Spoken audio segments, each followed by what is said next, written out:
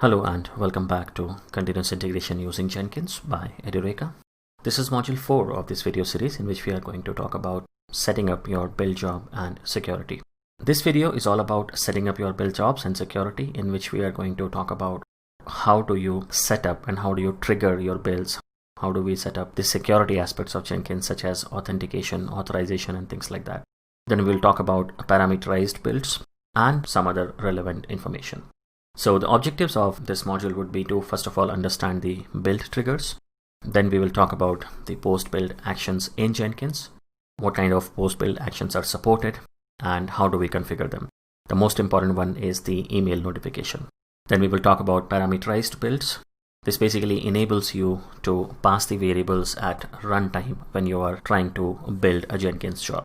Setting email notification, of course, and then we will talk about securing Jenkins. So basically access and control mechanism of Jenkins, the authentication, authorization, and things like that. So the first topic for the day is to understand the build triggers and build steps when you are working with a Jenkins job. So when do we need build triggers? So build triggers are basically a way to tell Jenkins when to kick off a build or when to trigger a build in Jenkins. So far what we have seen is that you just click on build now and Jenkins will start the build for you, and it will give the output after a couple of seconds or a couple of minutes depending on how long the job is running. But more often than not, you don't need to come to the Jenkins screen or Jenkins job. Basically, wherever you are from, you can actually just trigger a job with some webhooks and some scripts and all those things. So there are multiple ways to trigger the builds, and so the first one is triggering a build job when another build job has finished. So this is typically known as upstream downstream project configuration. Then we have something called scheduled build job. So you want to build your job at a very frequent interval, or at a certain interval rather. So let's say you want to build your job every hour, or let's say every day once in the morning, or let's say once in a week, or once every half an hour. So whatever frequency you want to choose, you can actually go ahead and choose, and Jenkins will take care of the rest. Then you can do poll the SCM for changes. Basically, there will be a polling done by Jenkins on the source code management repository. It will check for any kind of changes, and if there is any change in the repository, let's say if there is a push or there is a commit in the repository, it will go ahead and build the job for you. So triggering builds remotely, this is basically when we trigger the build from any script from outside with the help of curl command. So once we have the Jenkins URL, which we will see how we get that URL for our script purpose, then we can actually either use it in our programs, or we can go ahead and create a webhooks in Git or any other source code management tool. We will take a look at creating hooks in Git as well as GitHub and how do we work with them. And finally, the manual build job. So this one is we have seen already. So the moment you click on build now, that is what we mean by manual build of the job. So let's take a detailed look at each one of them, and then we will go ahead and check out the demo for the same. So the first option is triggering a build job once the build just has finished. So in this case, as we have spoken, let's say you have two different jobs, job A and job B. And what you want to do is, if job A has been completed successfully, it should go ahead and trigger job B automatically. So you can do that definitely with the help of, as I said, upstream downstream project. So in the build trigger sections, you have this option called build after other projects are built. And you just need to mention the project name over here. And again, Jenkins will take care of the rest. So the example would be that you may need to trigger an initial build job to run unit and integration tests, followed by another separate job to run code quality metrics job. So if you want to have that configuration, the answer is to have upstream downstream projects. The second one is scheduled build job. So as the name suggests, so it will run at a specific frequency. So these jobs can be triggered when the build job runs for a long time and the quick feedback is less critical. So basically you have some kind of bad job which you want to keep on running, or some cron job or any such thing which you have a requirement to keep that running every half an hour or every 1 hour or once in a day or any such frequency. So continuous integration server should provide feedback much more quickly than once a day. This is one of the use cases. And of course, the trigger of the build job should be at regular intervals. So in this case, one of the examples is that intensive load and performance tests, which may take several hours to run, or let's say sonar build jobs, where, as I said, the requirement is that these jobs should be running every half an hour or every 1 hour or something like that. You don't have any such requirement to get the feedback. You just need to keep these kind of jobs running. That's where you will choose this build periodically option. Again, setting up it pretty straightforward. You just set up in exactly the same manner as you set up a cron tab entry.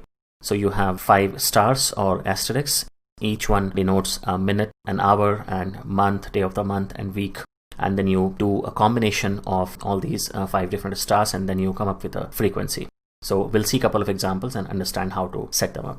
Polling SCM, this one we have seen in the last video. So basically polling involves checking the version control server at regular intervals if any changes have been committed. Now, if any changes have been made to the source code in the project, Jenkins will start off a build. And let's say on the other hand, if there was no change in the last interval, there will not be any trigger to the build. So Jenkins will simply not do anything at all. And then it will go for the next frequency and next interval, check if there is any change. The main difference between scheduled build jobs and polling the SCM is that the frequency remains the same, but the job is built only if there is any change in your source code management repository. So the more frequent the polling is, the faster the build jobs will start and the more accurate the feedback about which change broke the build will be. So in Jenkins, SCM polling is easy to configure and uses the same cron syntax. So the syntax for the frequency remains the same for polling the SCM option as well as scheduled build jobs as well. This is how it looks like. This is a screenshot taken from an actual Jenkins server, and as you can see, poll SCM has been checked and then you have been put a schedule. And as you can see, the 5-star indicates that this job will be running every minute. You do have other options to set it up, which we will take a look at. Triggering builds remotely. This is something you use when you want to trigger your builds from outside Jenkins. For example, from a script or from a webhook or something similar. So you check this option. Authentication token is nothing but a string which is provided by you, and then you use that string in your overall Jenkins URL, which will be created. And then that URL you can use in the form of a script somewhere or in any of the webhooks for Git or GitHub or SVN. Finally, we have manual build jobs. So as we have seen already, this is something which is you see on your Jenkins page. When you configure the job, when you save it, on your left hand side, the menu, you will see one of the options as build now. So that is what we mean by this manual build jobs. So for these kind of jobs, the build trigger section is left empty.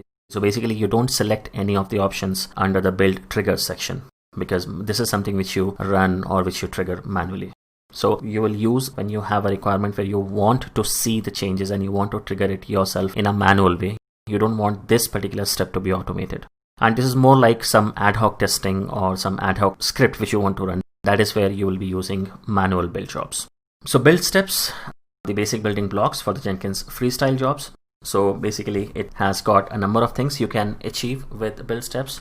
So it can have, of course, one or more steps. Sometimes there will not be any build steps. So depending on the project and the complexity. In a freestyle build, you can add any number of build steps.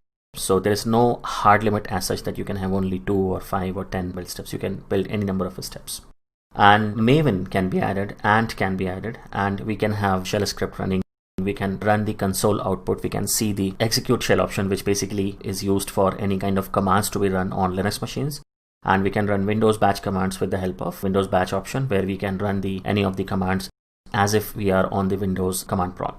We even have an option of running things on PowerShell directly. Not only that, you can actually integrate the Jenkins with the help of plugins. You can use Groovy or Gradle or a lot of other options. You can use MS Build, Nant, so any kind of .NET project if you want to run. So you have options for all those. All of these can be combined. You can have one single step, you can have 0 step, or you can have 10, 15, 20, 30 steps in a single Jenkins job when it comes to build steps. So this is how it looks like when it comes to Maven build steps. So when you select this option called invoke top level Maven targets, the moment you click on build steps, there will be a drop down. You will get this option. You just need to choose it and it will give you the rest of the things to write for you. And you can give all the options. You have an option of selecting the Maven version. You can put the goals. And we have seen this in the last video. We have this option of compile, package, test, clean install, and all these options are available for Mavens. About 6 or 7 different goals are there, which you can utilize for any of the Maven based builds for Java projects. Similarly, for Ant build steps, you have freestyle build jobs, work equally well with Ant, and Ant is from Apache basically.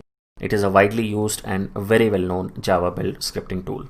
Perhaps second to Maven. Of course, Maven is the most popular build tool out there for Java projects, but I believe Ant is the second most popular and equally useful, equally flexible, and equally capable. One of the major differences between Ant and Maven would be that when you work with Maven build tool, you have to use pom.xml as your configuration file, which basically tells Maven about all these steps, all the plugins to be taken. In similar fashion, for Ant, you have something called build.xml instead of form.xml. So yes, as we have spoken, a very large number of Java projects out there rely on Ant build scripts. There are Ant libraries available for many development tools and low-level tasks, such as using SSH, working with proprietary application servers, and so on. So as you can see, this is how it looks like. It's very similar. When you work with Maven, it's pretty similar to that. You have a Ant version. Only difference is, in case of Maven, you have goals. In case of Ant, you have targets. But again, when you mention the target, based on that, Ant will perform some function on your code base. Executing a shell command. So this is required when, let's say, you have a specific need for a specific script.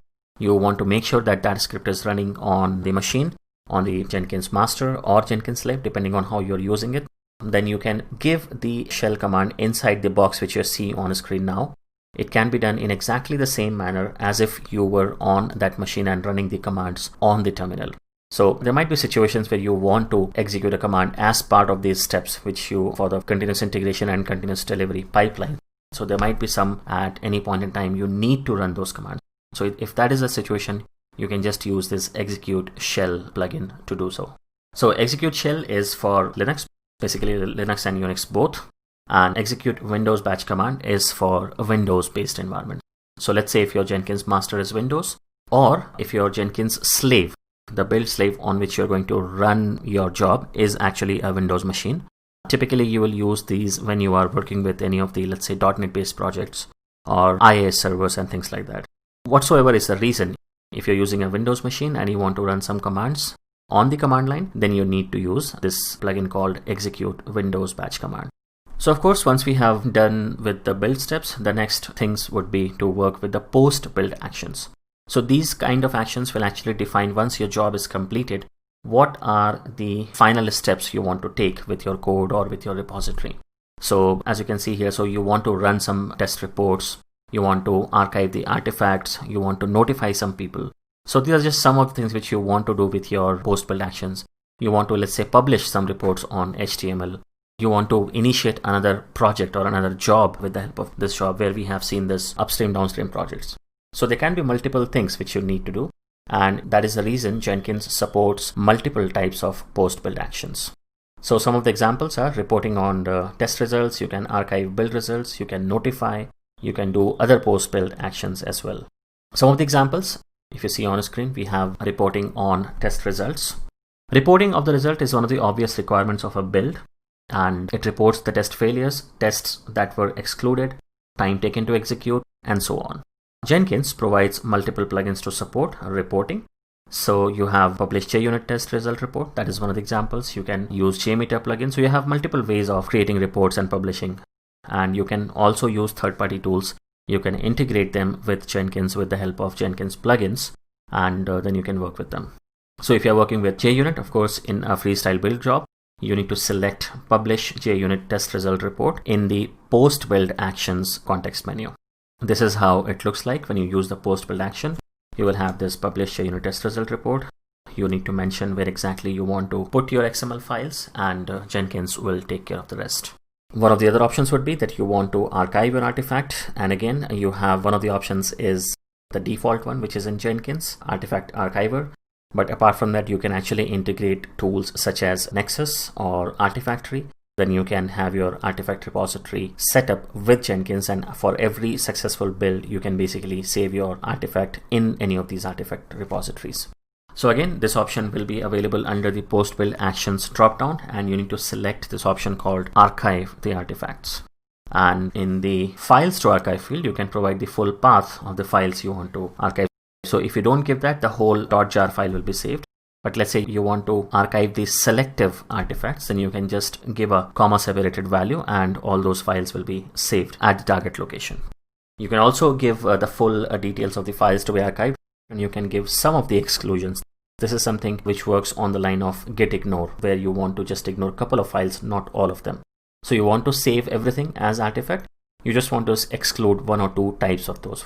For example, let's say .log file or .sln or something like that. If you want to do, you can mention that in the excludes section, and it will simply ignore those files and it will not archive or as an artifact to those files. Then we have notifications. Of course, you have multiple types of notifications supported by Jenkins, but the most common one, of course, is the email notification. So this is again by default provided to you when you click on post build actions. When you click on the drop down, you get this email notification option automatically. When you select it, it will ask you the recipient name and things like that. Of course, you have to set up one SMTP server. So in our case, when we are doing the demo for the same, we are going to work with Gmail SMTP server, which is the easiest one to configure. And then we can just go ahead and see how notification mechanism works with Jenkins. Typically, in this case, email notification plugin, a notification will be sent only if there is a failure in the build. Typically, for a successful build, email notification will not be sent.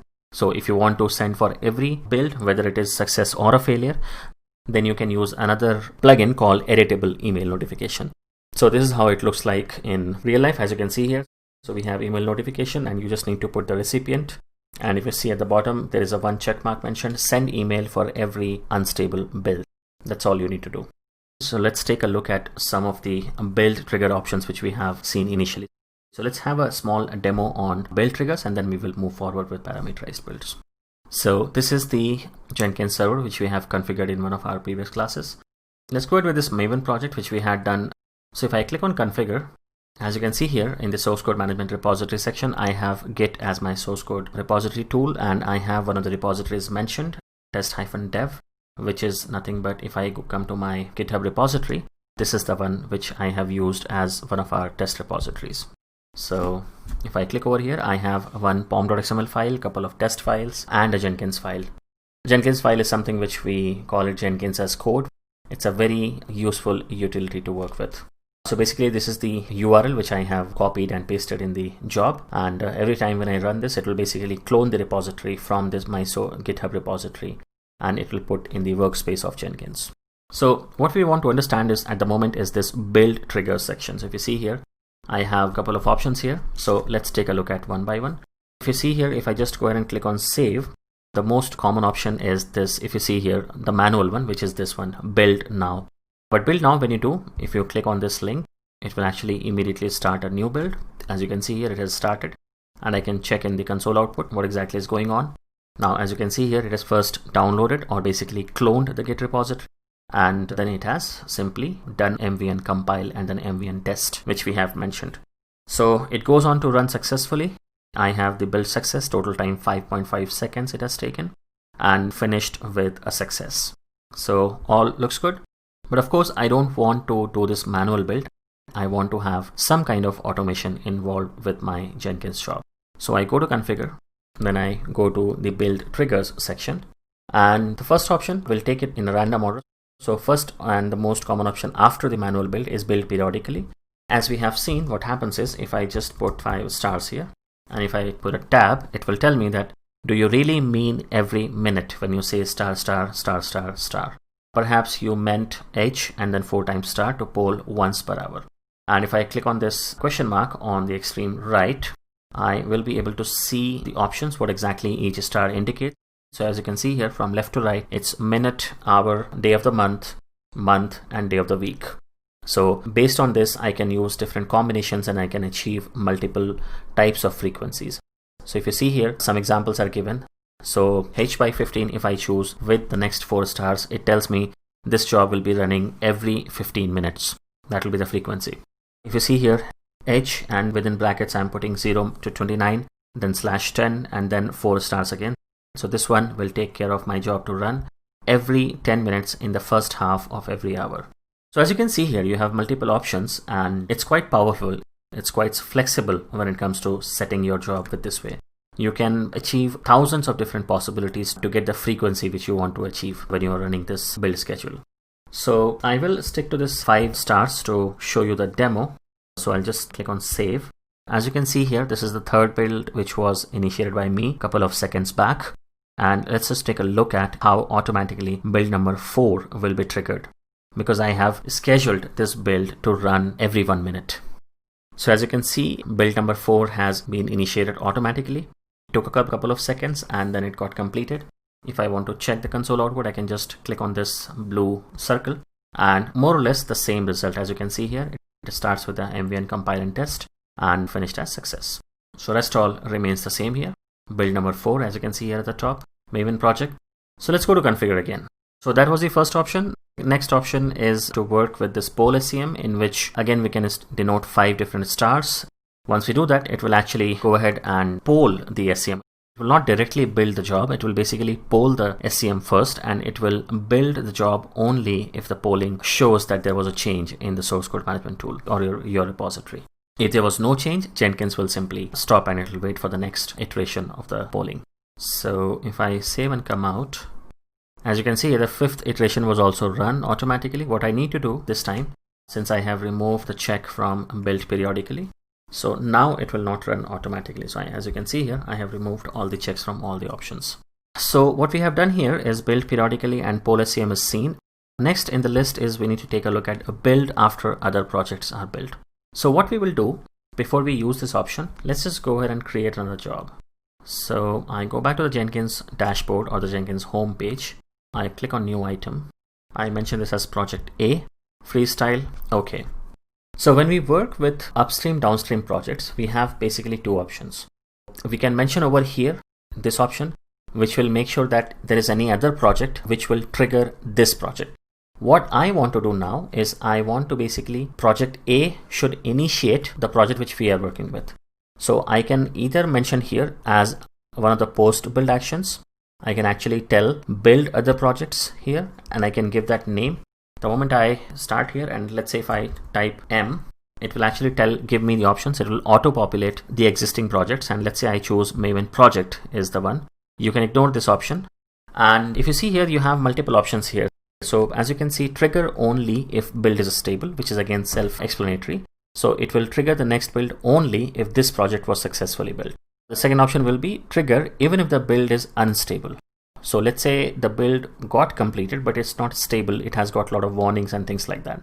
So that situation, whether you want to build the next job or not, or if you want to trigger the next job or not.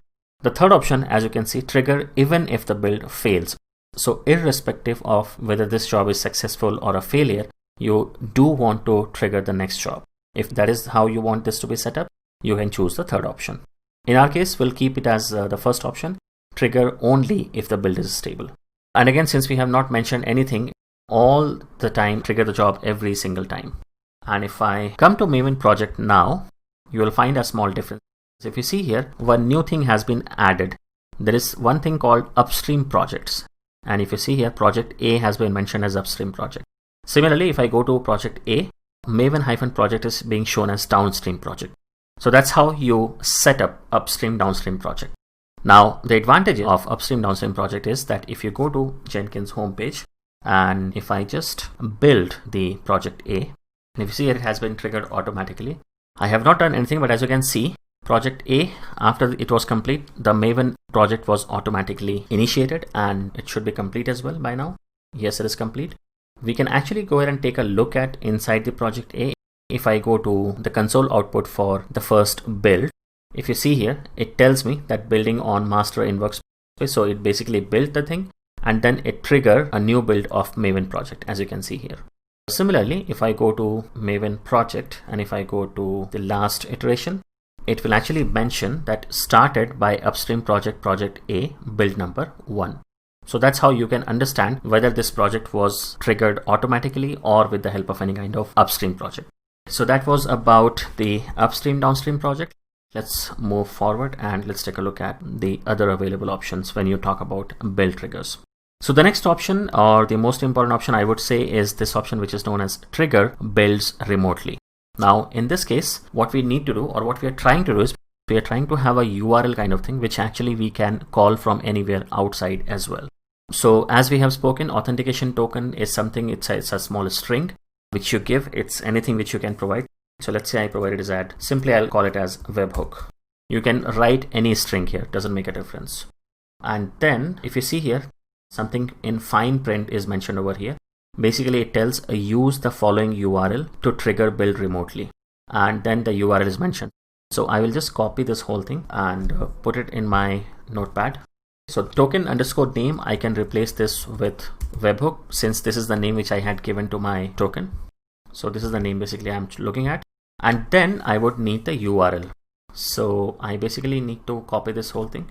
my Jenkins website or Jenkins master address. I have saved those configurations.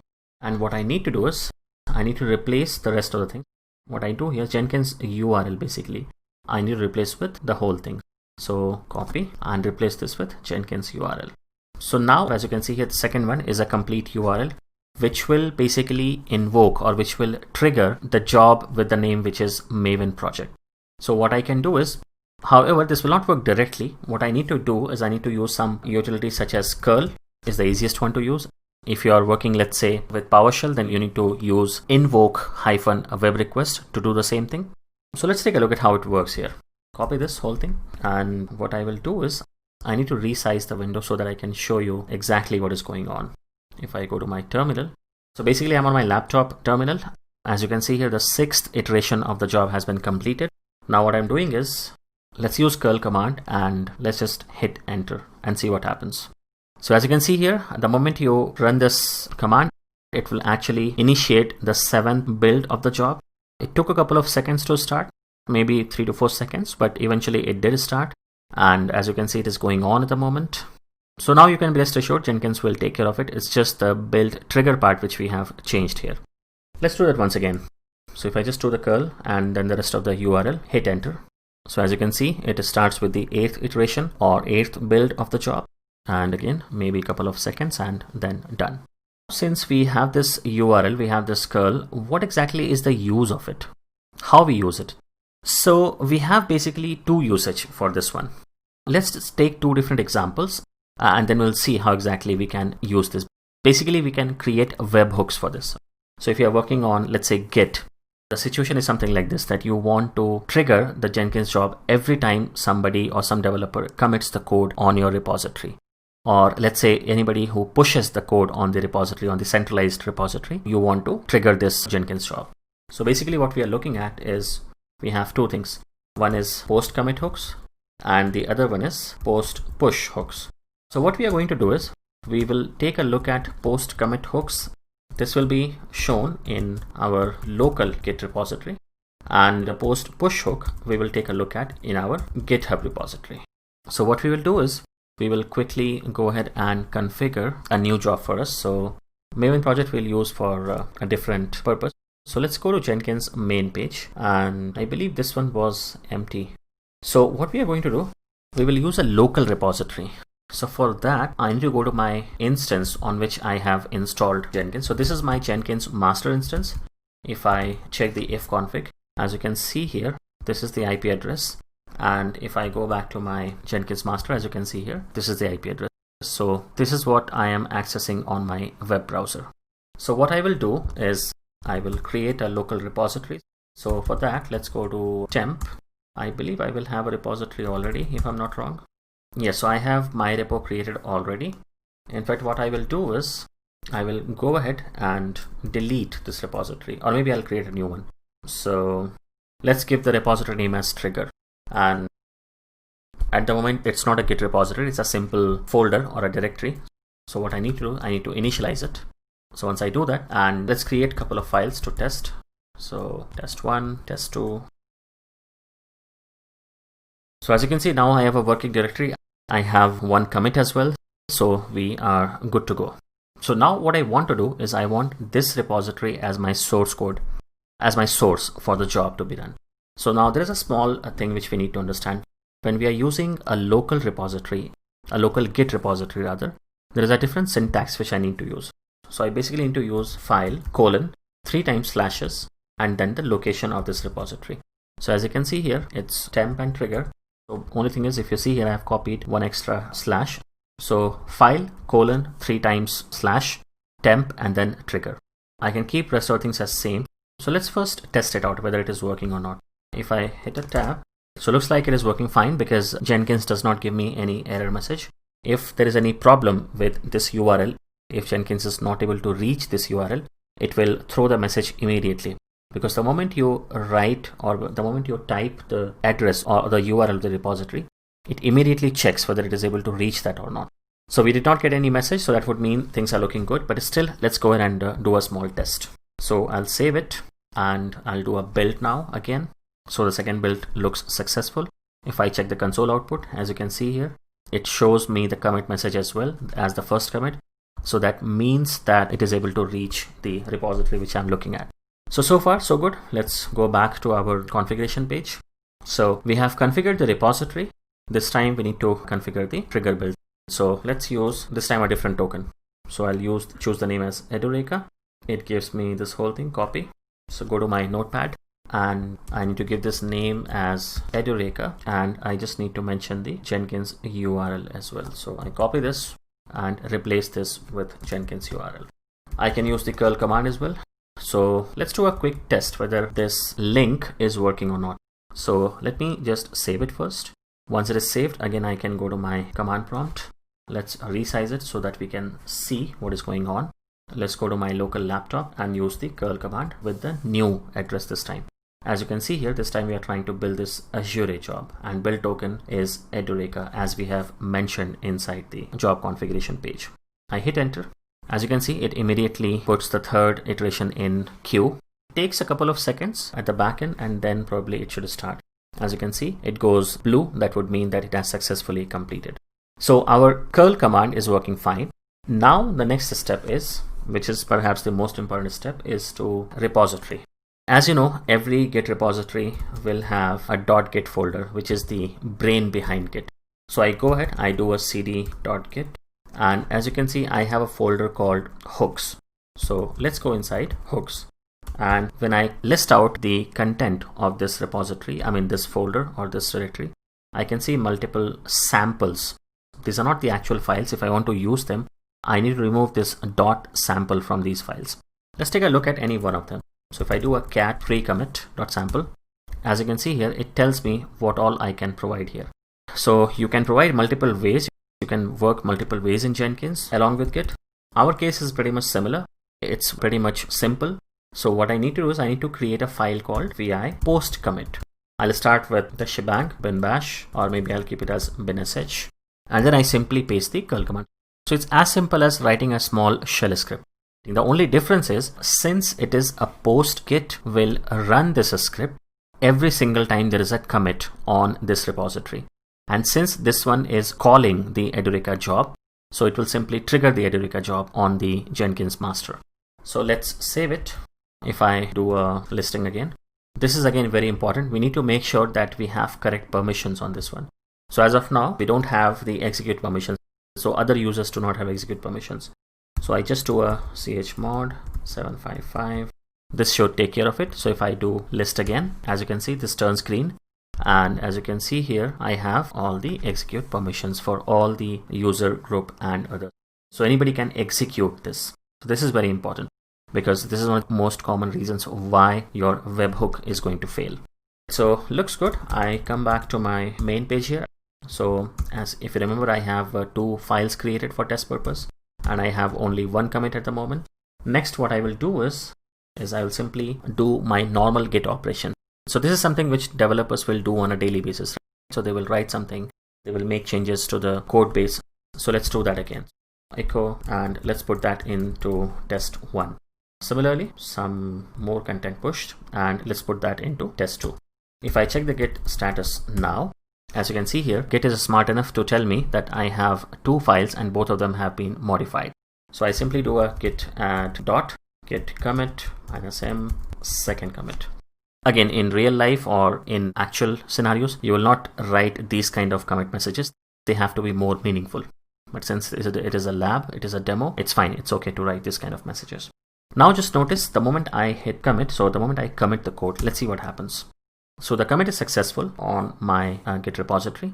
And as you can see here, a new build has automatically been created now. It has been triggered automatically. Let's do it one more time. So I simply echo. Let's do it on test 1. If I check status, it tells test 1 has been modified. If I commit this time, let's say I give the message as checking trigger. So I haven't added the file. So I just do a git add dot. And then when I run this command, as you can see, I have done the commit, it was successful, and it has triggered the Jenkins job again. So it is successful as well. Now let's understand, let's take a look at job number 4. The commit message for this one, if you see, it says second commit. And if I go to the 5th iteration or the 5th build, the commit message will say checking build trigger. So if you remember, it corresponds to the commit message which I had given when I was doing the commit on my Git repository. So this basically proves that every new commit has triggered a new iteration or a new build for this job. So this was the local trigger when we are working with Git repository, and this was an example of how do we work with post commit hooks on a local repository. Now we want to work with post push hooks.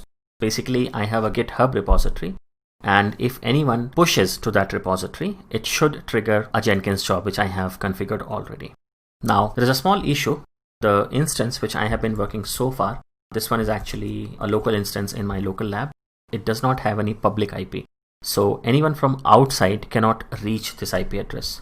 So in order to fix this issue, or in order to circumvent this issue, what I've done is I have created a new Jenkins server on AWS which will get a public IP. So let's just start it again. I had stopped it after testing.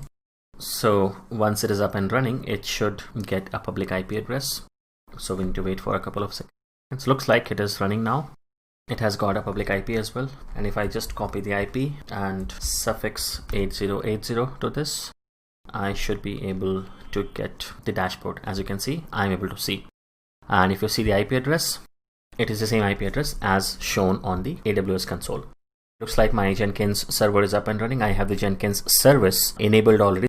So that would mean whenever the server restarts, it will automatically start the Jenkins service as well. What we have is in a similar fashion. If I go to this web, as I have done it already, I have done the configuration and it should have a token already. So basically it is using test dev as a source code repository. So what I will do is, and as you can see, I have webhook already configured, but what I need to do is I need to still create this URL the way we have done it in the last examples. So I do this and I need to copy the URL different one this time, because this time there's a different IP address, and replace Jenkins URL with this actual address. So I do this, and then at the end, token name has to be replaced with the actual token. So in this case, it is webhook. As you can see here, I have used a webhook here as well. Let's save it. And as you can see, 10 iterations have been completed already for this job. So let's see what happens next. Now what I need to do is I need to make sure that Git repository has been configured for this. So for that, I need to go to my GitHub page, and this is my main GitHub page. I go to this test dev repository.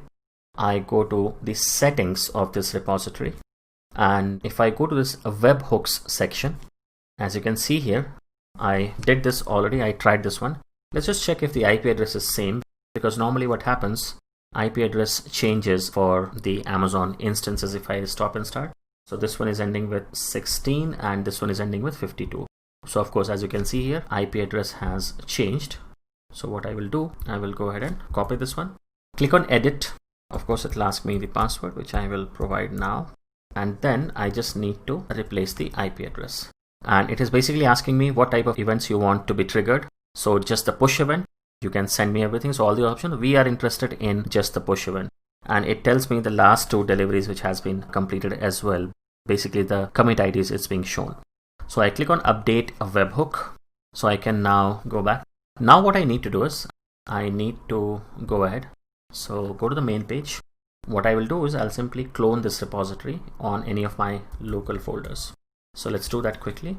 Currently I'm on my laptop. So let's create a folder. So as of now it is empty. What I will do is I'll do a git clone and then the URL of this repository. So it looks good. If I do ls now, as you can see, test dev is present. If I go inside test dev, I should have all the files. As you can see, I have all the files present. So now what I will do, let's make some changes to this file. So what I'll do is, again, let's make a small change. Let's make this change to test1. And before we do that, let's just check what exactly is the content inside test1.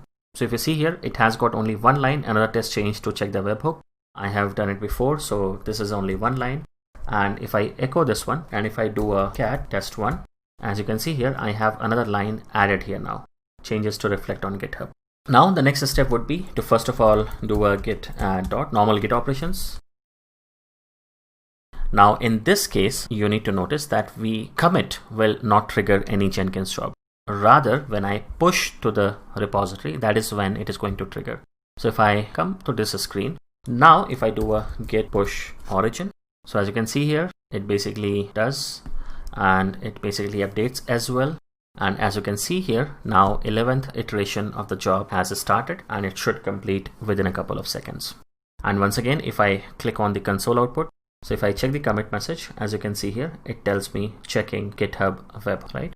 Similarly, if I come over here and if I just refresh my repository, as you can see, change to reflect on GitHub, I can see the changes which I made on my local laptop. So that was the demo about how to trigger hooks in different ways, how to use webhooks on Git if it is a local Git repository for you, or how to use if you're using GitHub as your source code management tool. So we have all the options. In typical circumstances, you will use post commit hooks if you're using local Git, and post push hooks or post notifications if you're using GitHub repository. So next we have parameterized builds. So this is again one very important concept to understand. Parameterized build will actually enable you to pass the variables at the runtime when you're running Jenkins jobs. So again, as anything else in Jenkins, parameterized build is basically a plugin which allows the user to configure parameters to the build, either the parameters to be passed by the users while triggering the job or from another build. So you have an option, or you have a way to run a job, capture the output and use that as an input for the next job as well. That can also be done. But the most common way is to pass the variable by typing it. You get the screen. The moment you initialize the build, you get the screen, and then you can type the parameters over there. So this particular screenshot, it shows the details about the string parameter.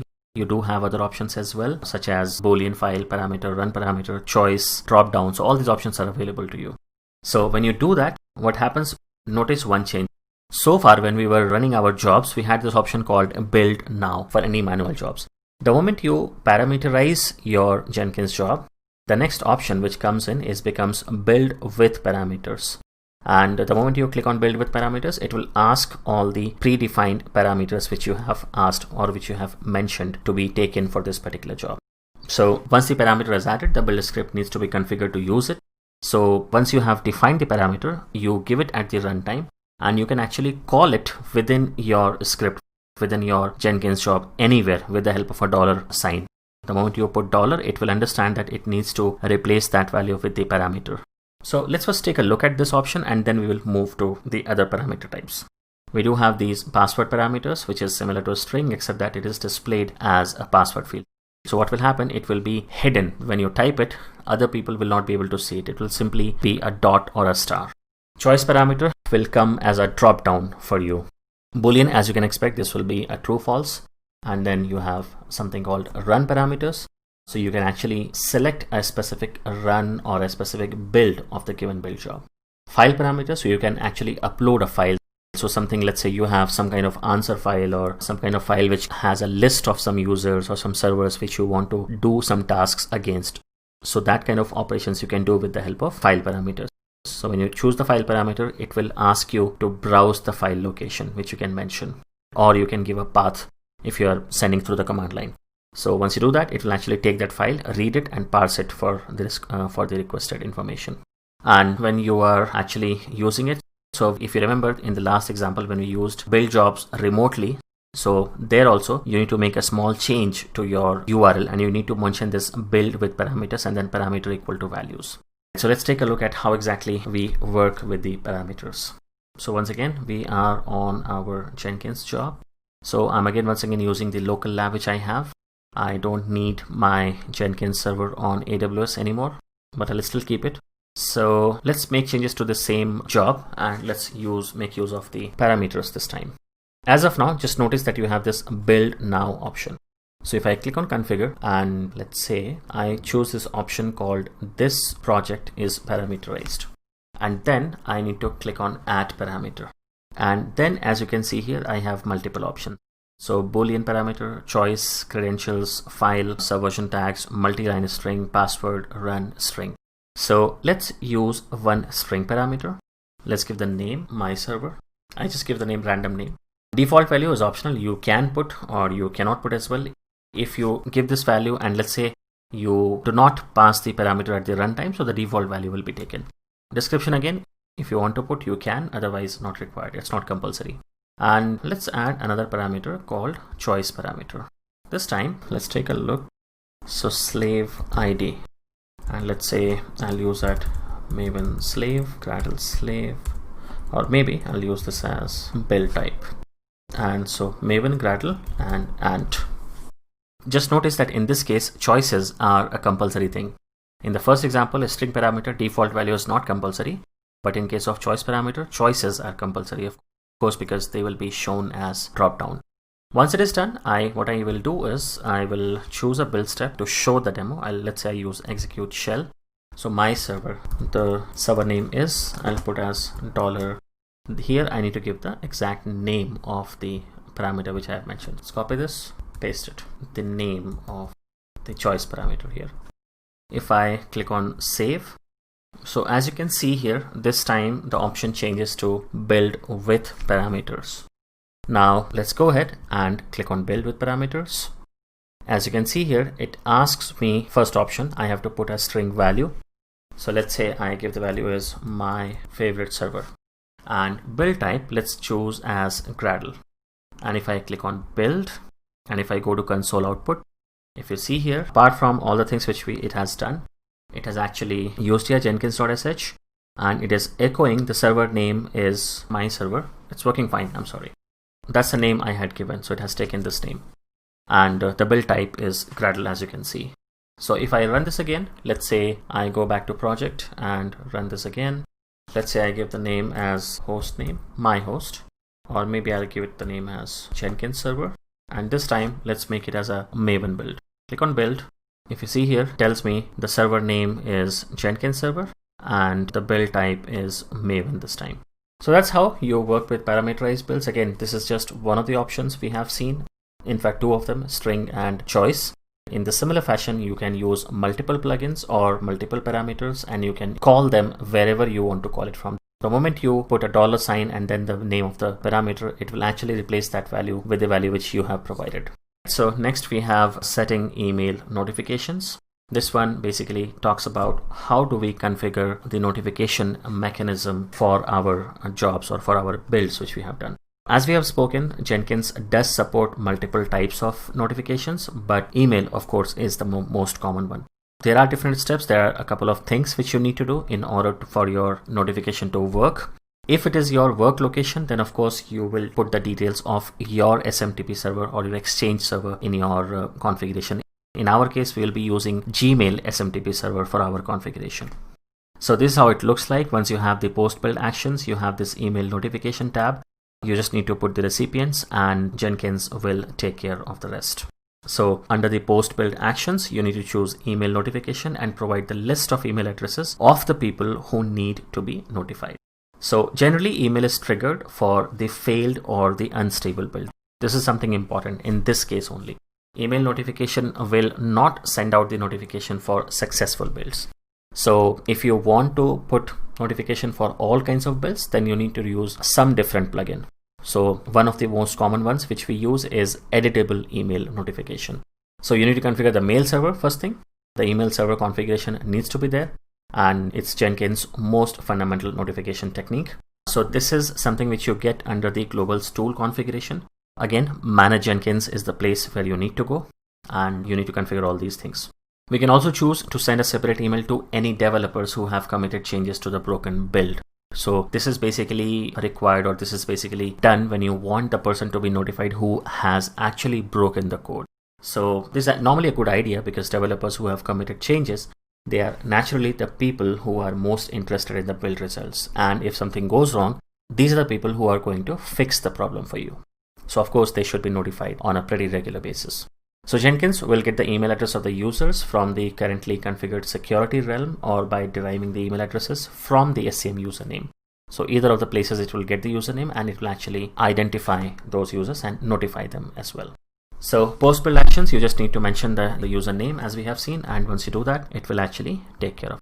So as we spoke, it has got more advanced email notification as well, apart from the email notification mechanism.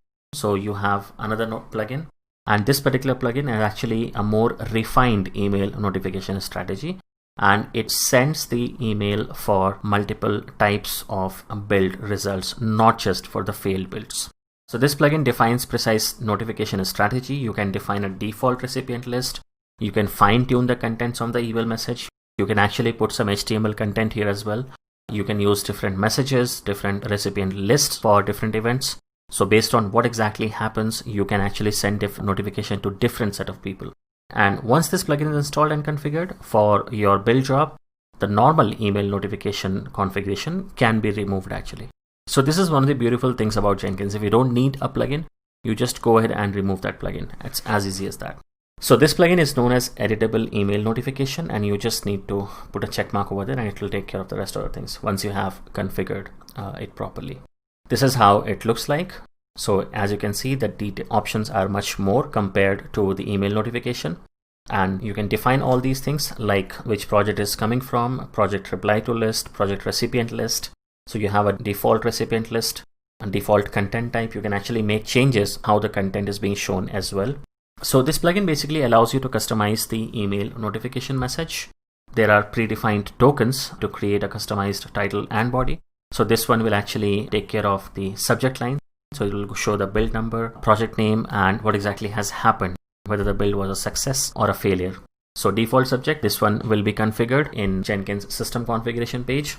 Then we have default content, which is the email content configured in the Jenkins system configuration page. And project name is of course the name of the project. Jenkins will automatically take from which project it is running. You don't need to make any changes here. And build number, of course, again, it will be the current build number for which the notification is being sent. And once again, Jenkins is smart enough to pick it up. You don't have to manually put it. So based on the concepts of triggers, we can actually define more sophisticated notification strategy. And you can define on what kind of or when the email notification has to be sent out. So you have multiple possibilities for a failure, for a failing, unstable, success, fixed, before build. So you want to have a notification sent out before the build starts. You can actually do that as well. And yes, so the message template and the recipient list, it can be customized for each trigger as well. You do have a default value. You can actually override that as well if needed. And again, the content of the message can also be customized. You have a default content. You can actually add or remove a couple of things from there with the help of more configuration option. And once triggered, this is how it will look like. So it will have the project name. In this case, Maven project is the name of the project. Build number 19. So this takes again from the number of the build and then whether it was a success or a failure. And as you can see here, it gives you this option as well. So check console output, and then it gives the link of the console output. So you can just click on this link, and of course you need to have access to Jenkins server. If you have access, it will directly take you to that page, and then you can simply check out and you can see the console output if needed. This will be especially useful if you have a build failure. You want to troubleshoot, you want to understand what exactly has gone wrong. And for that, you can actually just click on this link and go to that place. Let's take a look at how we work with the email notifications in Jenkins. So let's stick to Azure. If I am working with this one, if I click on configure, actually what I can do now is I can go ahead and remove these parameters since I don't need them anymore, or let them be there. Let's put the default value as Jenkins server so that I don't have to put it again and again. And now if you see here, add post build actions is the one which I'm looking at, and I have two options for emails. One is email notification, one is editable email notification. So editable, if you click, as you can see here, it gives you a lot more options. Compared to that, email notification has got much simpler options. So it has come at the top. It just talks about the recipients, nothing else. And it will send the default content to them. You can't do much customization over here. Editable, of course, it gives you a lot more options than before. If I use it now, it will actually throw me an error because I have not configured any kind of SMTP settings over there. So I click on save. Let's go to Jenkins homepage, go to manage Jenkins, and I need to click on configure system because this is where all the global settings and paths will be configured for this Jenkins master. I need to scroll down to the absolute bottom. If you see here, these are the configuration for extended email notification, which is the second option. And then we have this email notification, which is the default plugin for Jenkins. I need to first configure it. So let's use SMTP server. So smtp.gmail.com. Default one will be at gmail.com. Advanced SMTP port. Typically it is used. I want to use SMTP authentication as well and SSL as well. SMTP port would be 465 reply to address I can just mention as no reply at gmail.com. That should be enough. And now I need to use my ID and password here. So let me just put it over here. So I've put my username and password here. Let's click on test configuration by sending test email, and let me send it to myself. And if I click on this test configuration button, it will send a test email right away, and it will tell me whether it is able to send it or not. As you can see here, it tells me email was successfully sent, so all looks good. In fact, I can actually go ahead and check out whether the email was triggered or not. So as you can see here, test email 16, and tells me that the test email has been sent successfully. I can actually go back, click on save, and what I'm going to do is I'm going to use this Azure project, click on configure. So I'll put the recipient as myself again, and the rest all looks good. So I click on save, I click on build with parameters, let the default things be there. As you can see, the 8th build is going on at the moment, so it has been successful as well. But if you remember, there was no email supposed to be sent for any successful build. So let's do one thing. Let's make a small change, and let's make sure that this particular build fails. So if let's say I just need to make this small change, of course, right? So the moment I do that, as you can see here, it tells me that it is not able to find the repository, which is expected because we don't have repository by the name trig. So I click on save now, and if I click on build with parameters, click on build, and as you can see here, the 9th build, it says that there is something wrong. It says fatal temp/trigger does not appear to be a Git repository, could not read from remote repository. And since this one has failed, it's telling that sending email to my email ID. And if I go back, as you can see here, there is a new build notification has come, and it tells me that build failed in Jenkins, the name of the project and the build number. And then it tells me actually that all the console output, it actually sends me over here. It is very similar to what I am getting over here at this place, except the last line, sending email. So before that, you have this error fetching remote repo origin, and this is where this one also ends. And then let's say if I go back to the project, configure, and let's correct the repository name this time. As you can see, Jenkins is smart enough to understand that this time it is able to fetch the repository, save, build with parameters, build. So if you see here, it was a success. However, since there was a change in notification, the previous build was a failure. So it is still sending an email to my email ID. And if I go back, it will actually show me, it will simply just give me this one message that Jenkins build is back to normal, and with the name of the project and the name of the build. And I can actually go ahead and check out this link. It will directly take me to the build number 10, and I can go to console output and I can see that the build has passed successfully. So that's how you work with the email notifications in Jenkins. So the next section talks about securing Jenkins. This is very important when you want to work with Jenkins on production machines or production environments. Jenkins security is needed when the Jenkins server is exposed to a large audience, and only team members and system administrators are allowed to modify their build job configurations. Not only that, you also want to make sure that you have only the right set of people have access to different things to do.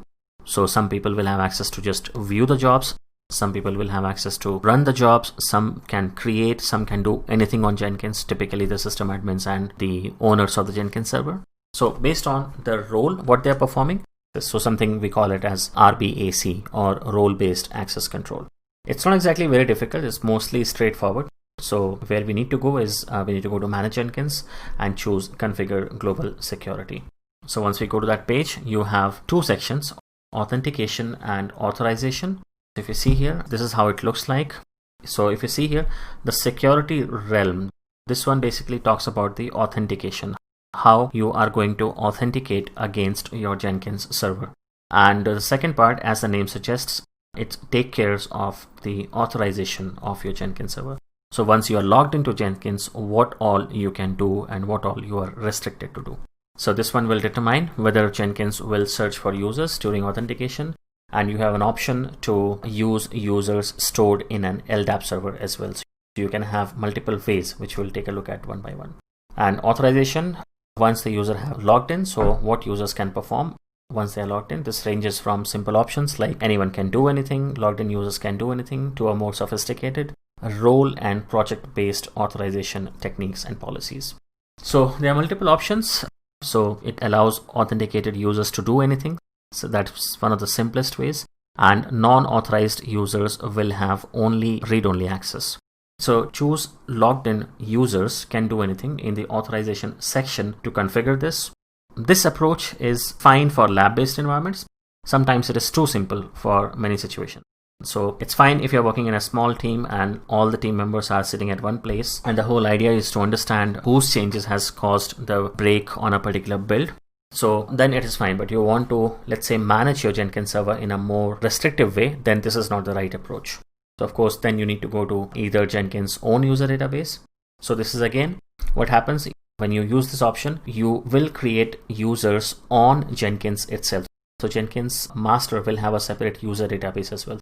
So whenever you create a new user, it will be on the same master.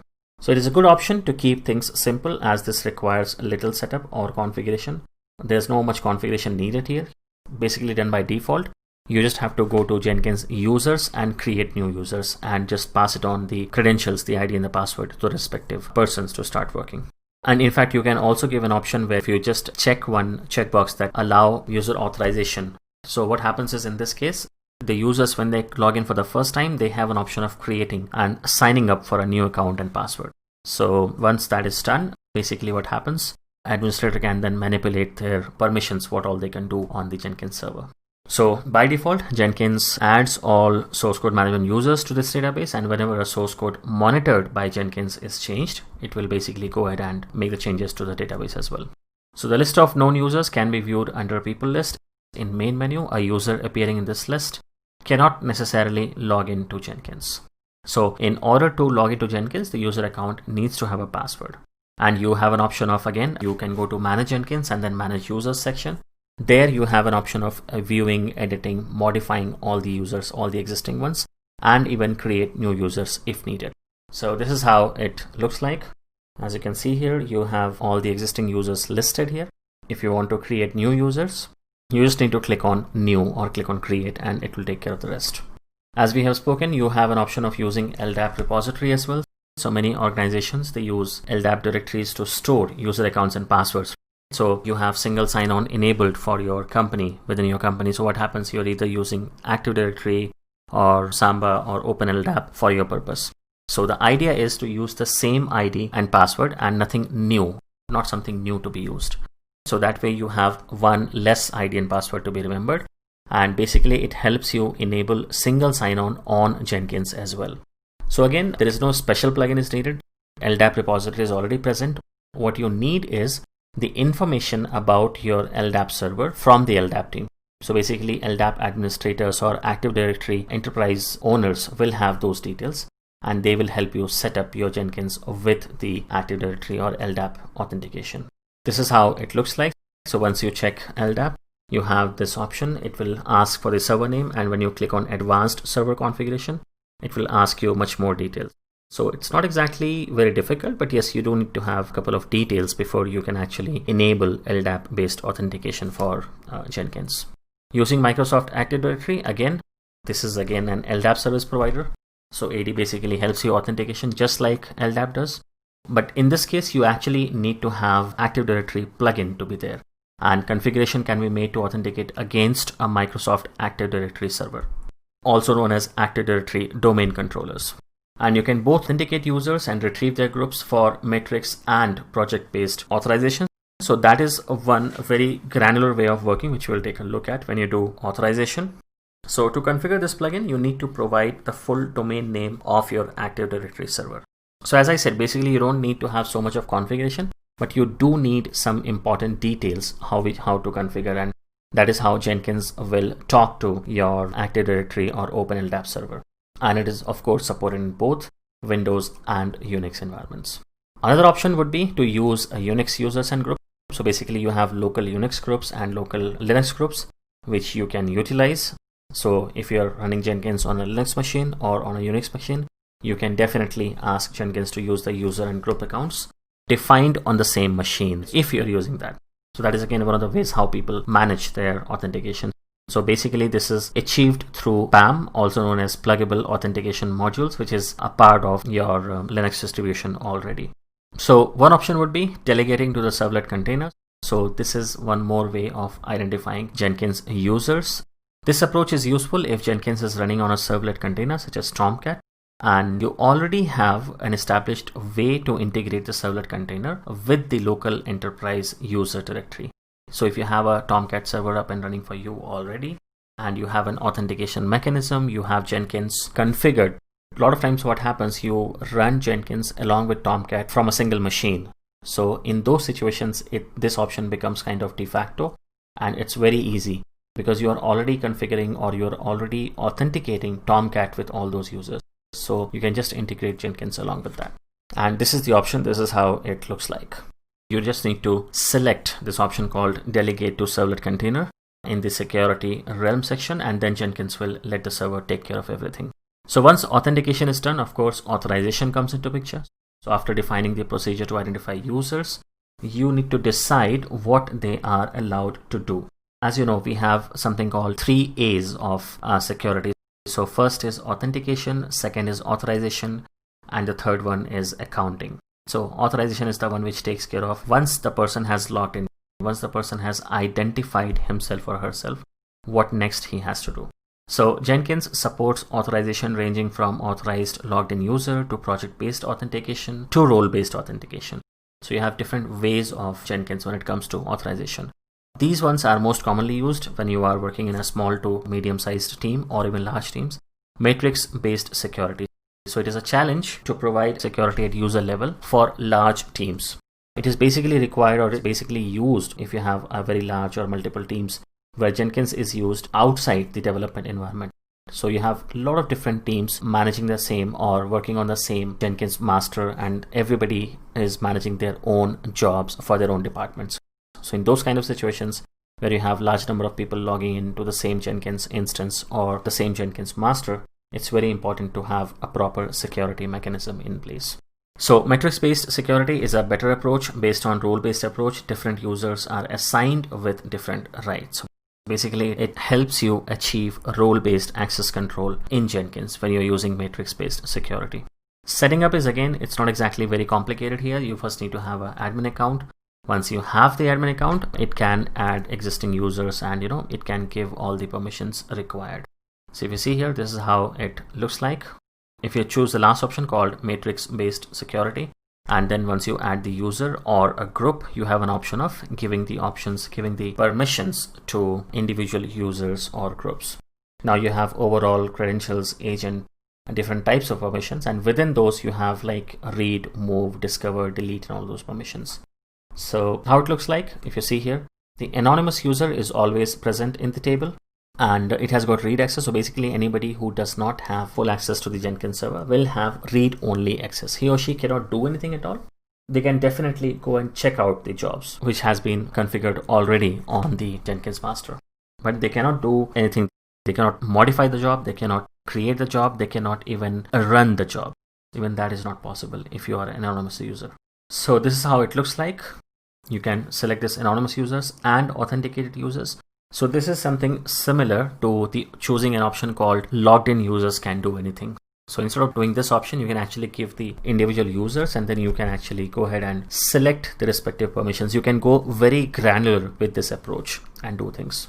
So important thing to note is that the administrator will now appear in the permissions matrix. Now grant this user every permission and save the configuration. So if you see here, you go into the box, you type some name and click on add. Once you do that, in the next page, you will get the admin, and then you can assign the permissions. You can fine tune the user permissions for each and every users here. This is how it will look like once you have added multiple users along with the administrator. As you can see here, administrator has all the boxes checked, of course, because he or she is an admin. Rest of the users, if you see Bob, Joe, and Kate, they have access, different types of access based on their role or what they're doing and which team they belong to based on those things. So you can go very granular. You can actually go ahead and make changes accordingly. So you just need to simply add the username and tick the permissions you want to grant them. That's all you need to do. And of course, if you're using an LDAP server or Unix users and groups as the underlying authentication schema, you can also configure permissions for groups of users. So if you don't have LDAP or Unix users, you cannot use groups. If you're using Jenkins' own database, that time you can only use a user. But if you're using LDAP, Active Directory, Unix users, in those situations, you can actually go ahead and use groups as well. You can assign permissions to groups instead of users. So administrator overall will have all the permissions, and the rest of the people or anybody anonymous will have only read permission here. So if you want anonymous users to be able to view build jobs freely, but they should not be able to modify or start or any kind of operations should be able to do them, then you can grant the read role to the special anonymous user. That way everybody will have only read access unless you grant specific permissions to him or her. Slave basically refers to permissions on the build nodes or the slaves, which we are yet to cover. So what happens is if you choose configure, it will give permissions to create and configure new build nodes. And if you choose delete, of course, it will give you the option, or it will give you the privilege to delete the build nodes as well. So job, again, as you can see, all the relevant information. So with regards to job, you can provide permissions to create, to delete, to configure, to read, to build, to workspace. So by that would mean he or she can check out the workspace where the actual build has been taken place, and then release as well for Maven based project configures. Run, of course, it will give you the option to run the job basically, right? So you have update and delete. So update basically will update the description and other properties of a build in the build history, whereas delete will delete a build from the build history. View, as the name suggests, it will simply manage the view of different types. So basically you can create a new view, you can delete a new view, or you can configure an existing view rather. Again, SCM, you can actually control permissions with regards to your version control system. The most common one is to use tag. So if you check this option, you will have an option, or you will have permission to provide a new tag in the source code repository for the given build. Now is the time to create a demo, to create a Jenkins job to send email notification for a parameterized build and trigger a. So what we are going to do is we are going to make changes to the existing project. So we already have email configured for this project. We already have parameters configured for this project. What we can do is, instead of my server, I will put this as my repo, no default value, and let's delete this line. And rather, what I'm doing here is I'm giving the repository name at the runtime. So I'll use $myrepo. So basically, I'm defining a variable called myrepo, and I will initialize this value at the runtime, and I will call this repository as the repository URL for over here. And of course, at the end, if something goes wrong, it will send the notification to my email ID. I save it, and what I need to do is click on build with parameters. But this time it is looking for the my repository location. What I will do, I will go ahead and give my test dev repository location. Go back to my Jenkins repository, and it is a Maven build. So let's keep it as it is. Click on build. Let's go to the console output. As you can see here, it has been completed successfully. And since it was successful, there has not been any notification sent to my email ID. So we have used, and this one we can actually call from outside as well, as we are aware. So what I need to do is I just need to go ahead, and I think I have the Jenkins URL for this job already present. So if you see here, this is the one. I can simply copy this and I can call it from a curl command easily. So I'm here now. I'm using the curl command to call this job. So I have to kind of get rid of the parameters because I can actually use the parameters as well. However, if I just get rid of this, so let me hardcode this value. And now I just need to remove these two parameters as well. And I can actually remove this as well. Save, and now run the again curl command once again. It has triggered this next job as well. So as we can see, it has gone successful. As you can see, this is the build is parameterized, and I give the name of the demo. I can then execute shell command as well, giving the version name, and notification can be over here. And once that is done, as you can see here, it shows in the console output, and the email will be sent to the configured users. So that brings us to the end of this module. And what we have covered in this module is, first of all, we understood the build triggers and the various ways in which a Jenkins job can be built or can be triggered. Then we spoke about the post build actions in Jenkins, things like creating reports, sending emails, and sort of things. Then we saw what exactly is a parameterized builds and how we work with them. Then we saw how to configure the email notification and how to send the notification to a specific emails or a specific recipients. And finally, we saw the security aspect of Jenkins, where we spoke about authentication and authorization in Jenkins. How does it work and how to control them? Thank you for watching, and see you in the next video.